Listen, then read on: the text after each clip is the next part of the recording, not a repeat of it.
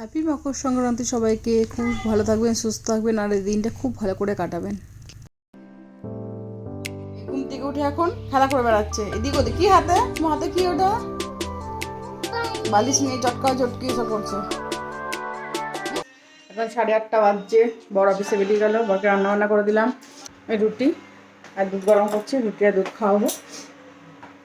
আর রান্না বান্না তো কমপ্লিট হয়ে গেছে, কাছাকাছি সব হয়ে গেছে। আমার জামাকাপড় সব কাচা হয়ে গেছে। এবারে আমি এখন মাথায় জল দিইনি, জামাকাপড় কেচে নিয়েছি, গা ধোয়া হয়ে গেছে।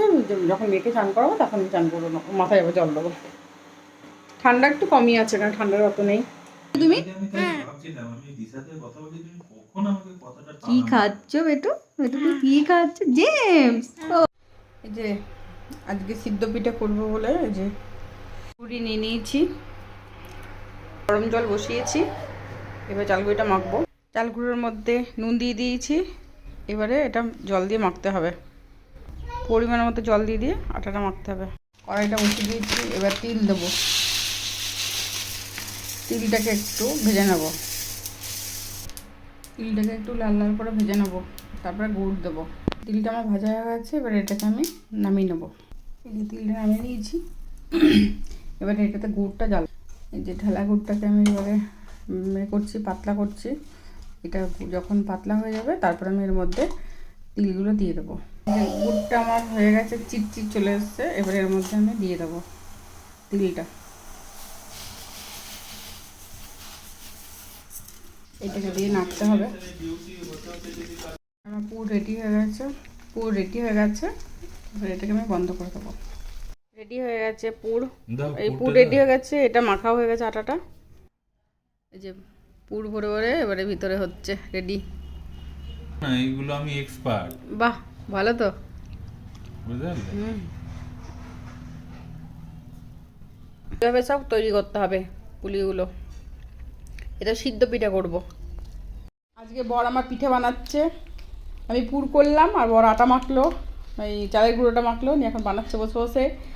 আজকে পিঠে খেতে হবে, পিঠে বড় কালকে, সেই জন্যে। দেখি দেখি মুখটা একটু দেখাও, সবাইকে দেখাতে হবে না তুমি পিঠে বানাচ্ছ বলে কথা।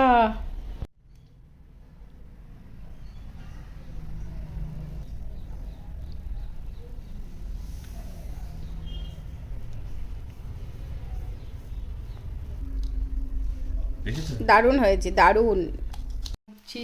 পাটিসাপটা তিলের ছাই দিয়ে, এই যে এগুলো তৈরি হয়ে গেছে সব।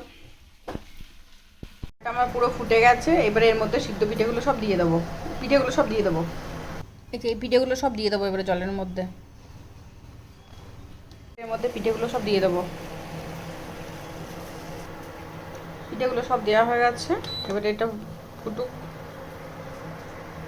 তারপরে আস্তে আস্তে ভাব উঠিয়ে নেবো। এবারে পিঠেগুলোকে উঠিয়ে নেবো, উঠিয়ে নিয়ে এবার ঠান্ডা জলের মধ্যে দিয়ে দেবো। সিদ্ধ পিঠে রেডি হয়ে গেছে। ঝোলা গুড় দিয়ে সিদ্ধ পিঠে খেতে খুব ভালো লাগে। আমার কাছে ঝোলা গুড় নেই বলে আমি এটা মধু দিয়ে খাচ্ছি। এটা মধু দিয়ে আমরা সবাই খাবো।